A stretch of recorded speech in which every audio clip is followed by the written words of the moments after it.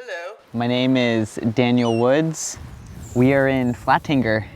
I've always wanted to come to Flatanger ever since I saw videos of Adamandra climbing here. Flatanger is an incredible place.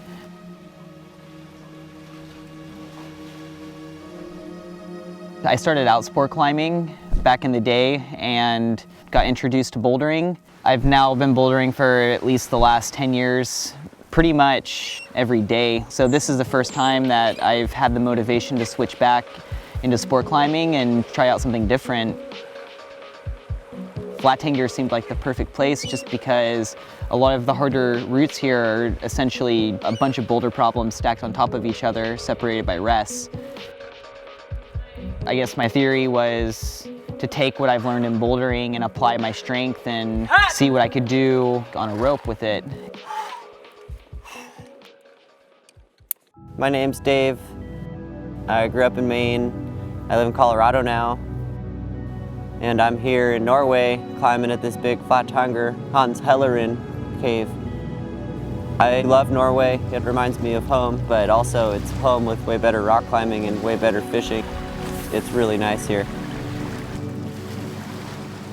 Thor's hammer was definitely the prize. I saw it and I was like, wow, that line climbs the whole steepest part of the cave. It's one of the biggest lines in the cave. I looked at Thor's hammer and was really shocked at how long it was and felt fear in my heart. Thought that maybe this route would be a good intro into sport climbing.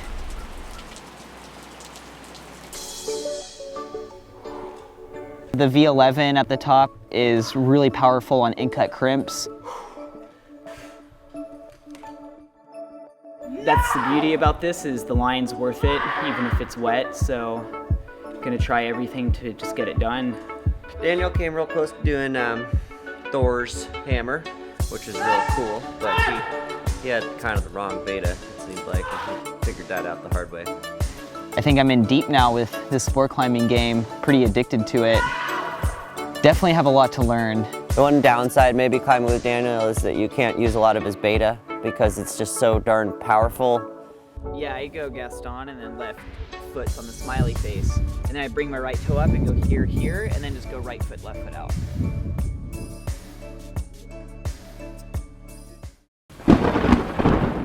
The weather was really shitty actually. We're talking like 100-kilometer-an-hour winds, blowing like rain all over the place, and no problem, no passanado. We just climbed. I mean, the big passanado was you'd get really wet hiking up or down. We're accessing the inaccessible right now. Okay. Checkpoint. Into the bush. Yeah, Dave. Come on. Come on. Come on, dude. Yeah. You notice how I like got the undercling and I was like, and then I was like, take.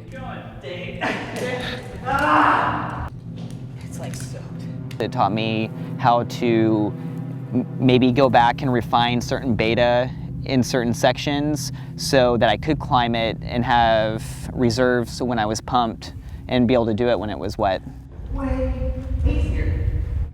I was pretty intimidated by the long routes. That kind of was a good thing because it inspired me to try another route, which was a little bit more boulderer friendly, we'll say. The crux was right off the ground.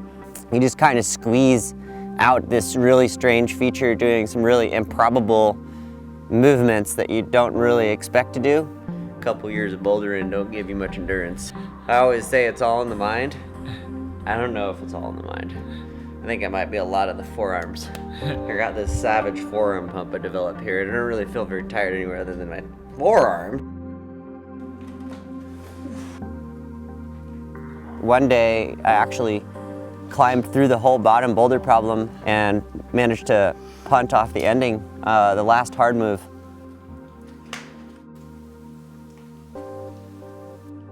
Come on. Come on. No! Which was a bit of a disappointment, but the kind of ass kicking I needed to step it up. Okay, harnessed up. Will today be the day to not fall? Clip an anchor. Yeah.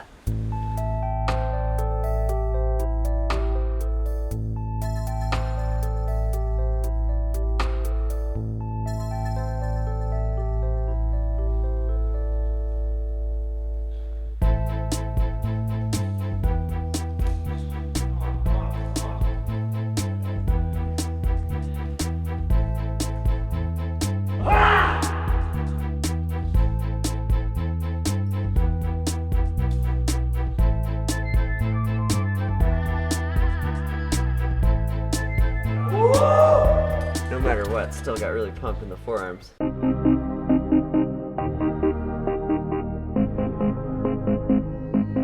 There's a V-bar in here? Yes. Yeah. See that right there? Exactly. Oh, wow. That's where you rest. That's a nice one. Dave is like knee bar master. I've been knee barring since 97, 96. Basically when I started rock climbing, I just look at the wall and I'm like, oh yeah, get me in those knee bars. This climbing area is so full of knee bars that it's what one would call a knee bar paradise. I accept the battle, the wet battle. Just gotta get a little bit more adapted and know it can go.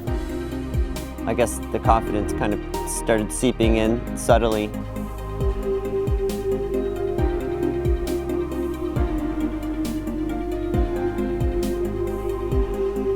It's very bouldery down low, a 14 move V12 sequence. And in this sequence, you can't really stop.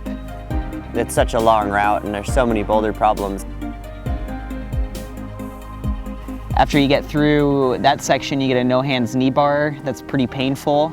And then you execute a 6 or 7 move V9, and then you get a bad rest, and then you execute a final V11 to the halfway mark. So it's cool how the style switches up.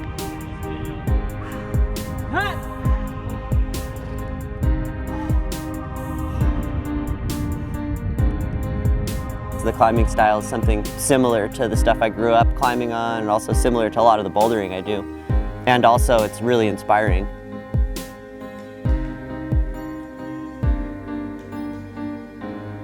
And then you have to have endurance to finish it off.